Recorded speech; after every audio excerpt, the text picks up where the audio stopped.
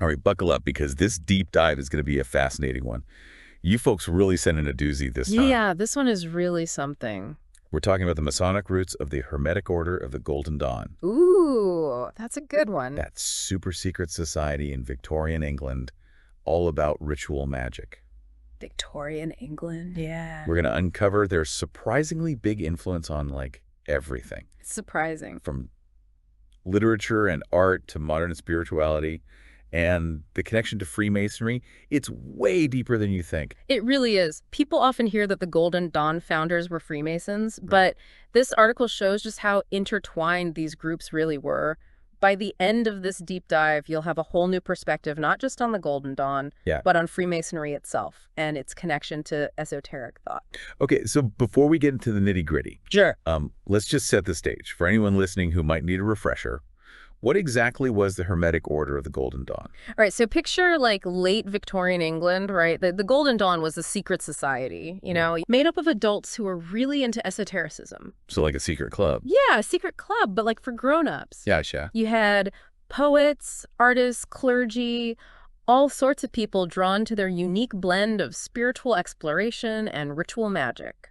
They practiced magic not just for divination, trying to see the future, but also for things like healing and personal growth. They believed they could really affect change in both their inner world and the outer world. Like a real-life Hogwarts for grown-ups. Huh, maybe. But with fewer wands and more dusty books. Yeah, no more robes and rituals. Exactly, robes, rituals, and lots of symbolism. Okay, so let's talk about their influence, because this article really emphasizes how this seemingly niche group from the late 1800s still echoes today. It really does. You can see their fingerprints everywhere. It's actually pretty amazing. Yeah, where do we even begin? Well, for starters, they had a massive impact on literature. We're talking about big names here. William Butler Yeats, the poet, and authors like Arthur Machen and Algernon Blackwood, who wrote those really creepy occult horror stories. I've heard of them. Their work even went on to influence more modern horror writers like H.P. Lovecraft. Get out. Yeah, and even Stephen King. So it's like a direct line from Victorian magic to the stories that still creep us out today. Wow, that's fascinating. It's like a spooky family tree of literature and magic. Uh-huh, yeah, you could say that. But the influence doesn't stop there. Oh, I bet it doesn't. Remember the counterculture movement of the 1960s? All that fascination with magic and consciousness exploration? Oh, yeah, for sure. You had books like Carlos Castaneda's The Teachings of Don Juan and Richard Cavendish's The Black Arts. Those were huge bestsellers. Right. And they touched on a lot of the themes that the Golden Dawn had been exploring for decades. So they were way ahead of their time. In a lot of ways, yeah. Yeah. And then came the New Age movement of the 1980s. All of a sudden, you saw all these Golden Dawn practices popping up in the mainstream Kabbalah divination. Oh, wow. Even alchemy. It's like they went from this super secret society to influencing, pop culture. It's wild. It is wild. And you know what? I bet you've even encountered something with Golden Dawn roots without even realizing it. Okay, I'm intrigued. Now you have to tell me. Think about those tarot decks. Have you ever used one? Oh, yeah, of course. Who hasn't? Well, their popularity largely stems from the Rider-Waite deck, which was created by Golden Dawn members Pamela Coleman-Smith and Alfred Edward Waite. No way. So those cards we see everywhere, they came from the Golden Dawn. Pretty much. And even today, there are tons of magical groups out there that base their practices on Golden Dawn teachings. Things like the lesser banishing ritual of the pentagram are still widely used. Huh. I had no idea their reach was so far and wide. I mean, it makes you realize that the founders of this group must have been more than just your average magic hobbyists. Oh, yeah, they were serious about this stuff. The article goes into their backgrounds. William Robert Woodman, William Wynne Westcott, and Samuel Little McGregor Mathers, the three key founders. And we can't forget Kenneth Mackenzie. He was super influential on the rituals of a related organization, the Societas Rosicruciana in Anglia, or SRAA for short. Okay. That group likely influenced the Golden Dawn's practices. So these guys weren't just Freemasons, they were high-ranking leaders in various Masonic branches, and they were deep into esoteric scholarship. So like the real deal. Yeah, the real deal. This level of involvement really hints at a much deeper connection than just being casual members. Okay, so this is where we really start to see those Masonic roots taking hold. The article points out 6 key characteristics that link the Golden Dawn and Freemasonry. 6. What's fascinating is that many of these things we think of as unique to the Golden Dawn were already present in Masonic groups, Oh, absolutely. some even centuries earlier. It's like the Golden Dawn was building on this existing foundation of Masonic thought and practice. Right, like they were adding their own twist. Exactly. So let's start with something that was pretty radical for the late 1800s gender equality. The Golden Dawn allowed both men and women to be members, which was not common back then. Yeah, not at all. But get this, they weren't the first historical Masonic groups like the Rite of Adoption in France back in the 1770s. Wow. And Cagliostro's Egyptian Rite around the same time both had men and women as members. So the Golden Dawn wasn't as revolutionary as they might have thought. Maybe not in that regard, but they definitely pushed boundaries in other ways. Like what? Well, what about their three-order structure? Okay, yeah, with the outer order for learning, the inner order for the more serious magical practice. Right, and then the super secret third order, supposedly running things behind the scenes. That sounds intense. It was a pretty hierarchical system. Yeah. But if we look at the SRIA, which those Golden Dawn founders were heavily involved in, Yeah. we see almost the exact same structure. They had learners, teachers, and rulers. It's very similar to the Golden Dawn setup. Huh. That makes a lot of sense, especially with the overlap in membership. But what about the Golden Dawn's grade structure? You mean with all the fancy names? Yeah, and that whole numerical system based on the Kabbalistic tree of life. Yeah. Surely that was their own innovation. You'd think so, right? Right. But the SRIA actually had a very similar grade structure as well. Really? Yeah, the names and sequence are almost identical, although they didn't have the neophyte or ipsissimus grades. Okay, I see. But what's even more interesting is the Golden Dawn's numbering system for the grades. Oh, yeah. Explain that. So each grade gets two numbers based on its position on the Tree of Life, specifically along something called the lightning flash path. The lightning flash path. Yeah, it's basically the path of energy that zigzags down the Tree of Life. So a grade might be labeled 4 a 7, indicating its position on both the ascending and descending paths of this lightning flash. It's pretty intricate. It is. And here's the kicker. A very similar numbering system was already being used by a late 18th century German Masonic Rosicrucian order. Get out. Yeah, a group called the Order of the Gold and Rosy Cross. They were doing this before the Golden Dawn even existed. So even their super specific intricate grade structure has roots in earlier Masonic practices. It seems that way. That's really interesting, how all these seemingly unique Golden Dawn elements are actually part of a longer tradition within Freemasonry. It's all connected. Okay, so we've seen a lot of parallels so far.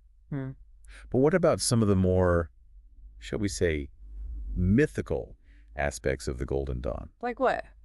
Like their belief in these secret chiefs guiding the order from afar, the mysterious unknown superiors. Ah, yes, the hidden masters. It's a theme that pops up in a lot of different esoteric groups. And Masonic groups. Definitely. The idea of these hidden masters wasn't unique to the Golden Dawn. It appears in various Masonic groups, and sometimes it wasn't even a myth. What do you mean? Well, the Order of the Gold and Rosy Cross, remember them? Yeah, the ones with the number system. Right. They actually did have 3 leaders whose identities were kept completely secret. So for them, the unknown superiors were a reality. Wow, so they weren't just making it up. Nope, they were real. And the concept also appears in the SRIA as well. So it was a pretty common belief. It was, and then there's the fascinating case of the Rite of Strict Observance. What was that? It was a prominent Masonic group in 18th century Europe. Their whole system was based on obedience to these mysterious unknown superiors. Obedience. Wow. But there was a problem. There were no secret superiors. It was all a facade. Oh no. What happened? Well, when that got exposed, the whole rite basically collapsed. It's a cautionary tale about the power and the fragility of believing in these hidden masters. Wow. Yeah, it makes you think about how these myths function both within these societies and even just in a broader sense. It's true, beliefs can be powerful things. Okay, so we've got all these parallels between the Golden Dawn and Freemasonry. What about their claim that their rituals were based on this rediscovered cipher manuscript? Oh yeah, the idea that they stumbled upon this ancient wisdom just waiting to be deciphered. Exactly. That's another recurring theme. You see it with Cagliostro's Egyptian Rite. They claimed their rituals came from a mysterious booklet found in a London bookshop. No way, really? Yeah, and even the SRA's origin story involves these discovered manuscripts. So it seems like the idea of uncovering lost knowledge was a big part of these secret society narratives. Makes sense. It definitely adds to the mystery and allure. For sure. And this fascination with secret knowledge wasn't limited to just rituals. The Golden Dawn was deeply into Rosicrucianism, alchemy, Kabbalah, Hmm. and ritual magic. Okay, so not exactly your average book club But topic. you know, and guess what? These weren't exactly foreign concepts to Freemasons I either. was about to say. There were tons of Masonic systems, especially in the 18th and 19th centuries, that explicitly dealt with those very same topics. Groups like the Academy of True Masons, the Asiatic Brethren, the Academy of the Illuminati of Avignon, and the Rite of There's Philippes. so many groups. They were all exploring these esoteric ideas in one way or another. So it's almost like everything the Golden Dawn was interested in had already been brewing within Masonic circles for centuries. It was all there. It's like they were tapping into this existing current of esoteric thought that had been flowing through Freemasonry all along. That's a really interesting way to put it. It makes you wonder about the true nature of their relationship. Were they just borrowing ideas, or was there something deeper going on? Now that's the million-dollar question, isn't it? It is, and one we'll definitely be exploring further as we continue this deep dive. Stay tuned. This is going to get good. It really makes you think, was the Golden Dawn just borrowing from Freemasonry, or were they trying to, like, fulfill some kind of hidden potential within those teachings? That's what's so fascinating about this whole thing, right? We've been talking about all these parallels, but this article suggests it's not just about influence. It's like the Golden Dawn thought they were unlocking a hidden purpose within Freemasonry. Exactly. And that's what the author calls unchained Freemasonry. Unchained Freemasonry. Is this idea that while traditional Freemasonry tends to focus on moral lessons, personal growth, using the rituals and symbols more allegorically. Right, like the focus is on being a good person contributing to society. Exactly. The Golden Dawn took those same elements and gave them this very literal magical interpretation. Well, They actually believed that rituals could tap into hidden forces, cause real change in the world, not just symbolic change. so they were putting those esoteric ideas into action. Yeah, it's like they wanted to make the esoteric practical, So like a magical workshop versus a philosophy class. I like that analogy. But this unchained concept, it really makes you think about what the founders really believed about Freemasonry. Yeah, were they saying that Freemasonry always had this esoteric potential? Or were they taking it in a direction that most Masons wouldn't even recognize? Right, like were they the true inheritors or were they going rogue? The article doesn't give us a definitive answer, but Yeah, it definitely makes us rethink our assumptions. for sure. It makes you wonder, like, even those basic blue lights degrees that most Masons go through, Right. the ones that seem to be about morality and brotherly love, could they also have some kind of hidden esoteric layer of meaning, too? That's a question that Masonic scholars have been debating for ages. Some argue that even those foundational degrees have roots in ancient wisdom traditions, Hermeticism, Kabbalah. Wow. Whether you buy into that or not, it definitely adds another dimension to how we understand Freemasonry as a whole. I mean, that's what I love about this article. It doesn't just lay out these historical facts, but it also challenges us to reconsider our whole perspective. Absolutely. And it goes even further by suggesting that modern Freemasonry could actually benefit from re-embracing its esoteric side. Yeah, that's a pretty bold statement. It is. The author argues that by encouraging Masons to explore the hidden meanings within the rituals, it could actually revitalize the whole tradition. He even suggests a neo-esoteric school of Masonic research. What would that look like? Well, scholars would specifically delve into the connections between Masonic symbols and these various esoteric traditions, It's like using Kabbalah, alchemy, Rosicrucianism, all that stuff. Exactly, like Okay. using them as keys to unlock these deeper levels of meaning within Masonic teachings. Okay, so imagine lodges where members are actually encouraged to discuss these esoteric interpretations. That's the idea. It would definitely be a shift for a lot of groups. It would.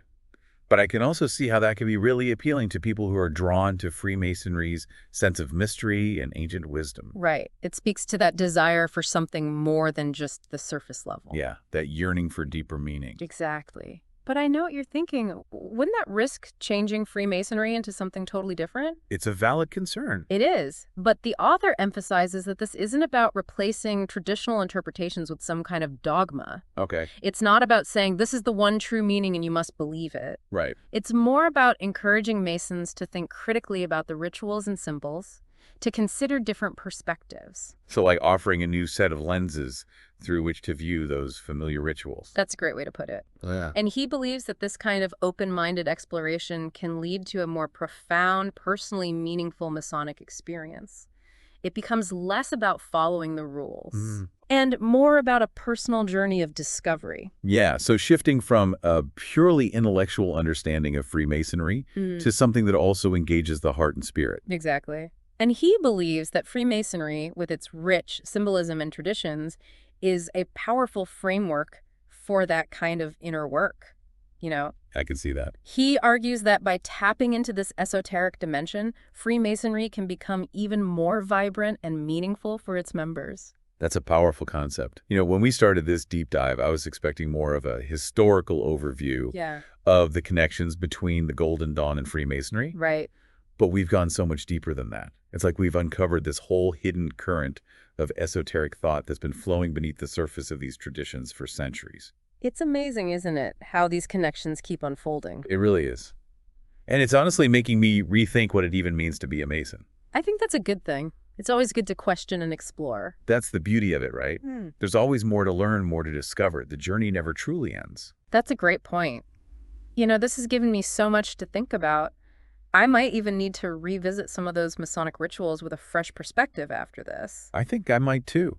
You never know what you might find when you look at something with new eyes. Exactly. That's the spirit. Keep exploring. This whole exploration of the Golden Dawn and Freemasonry, it's really shifted my perspective, Yeah, it's amazing how something that seems so niche can connect to these bigger questions about, knowledge, tradition, even personal meaning. Exactly.